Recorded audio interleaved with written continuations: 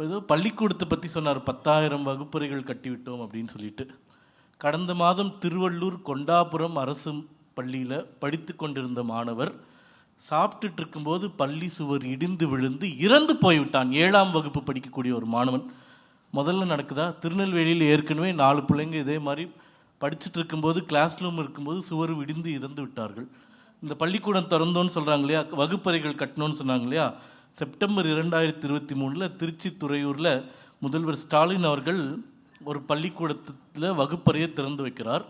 ஒரே வருஷம்தான் அந்த செவுறு அப்படியே இடிஞ்சு விழுந்துருச்சு. எந்த பள்ளிக்கூடத்தினுடைய வகுப்பறையை முதல்வர் ஸ்டாலின் அவர்கள் திறந்து வைத்தாரோ அந்த வகுப்பறையினுடைய சுவர் இடிந்து விழுந்து விட்டது அப்படின்றதையும் நம்ம சொல்லிக்கிறோம். அப்போ அந்த 10,000 பள்ளிக்கூடத்தில் கட்டக்கூடிய வகுப்பறைகளுடைய லட்சணமும் எப்படி இருக்கும் அப்படின்றதும் நீங்கள் பார்த்துக்கோங்க. அதே மாதிரி பள்ளிக்கூடத்தில் அப்படி பண்ணிட்டோம் இப்படி பண்ணிட்டோன்றாங்க. 36,000 அரசு பள்ளிகள் தமிழகத்தில் இருக்குது. அதில் 8,500 பள்ளிகளுக்கு முதல்வர்களே இல்லை.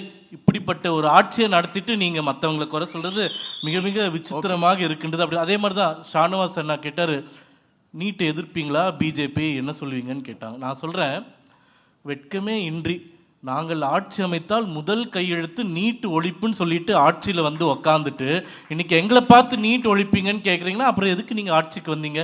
நீங்கள் தானே சொன்னீங்க முதல் கையெழுத்தில் நீட்டை ஒழிப்போன்னு சொல்லிட்டு ஒழிக்க முடிஞ்சது. அப்போ மக்கள்கிட்ட பொய் சொன்னோம்.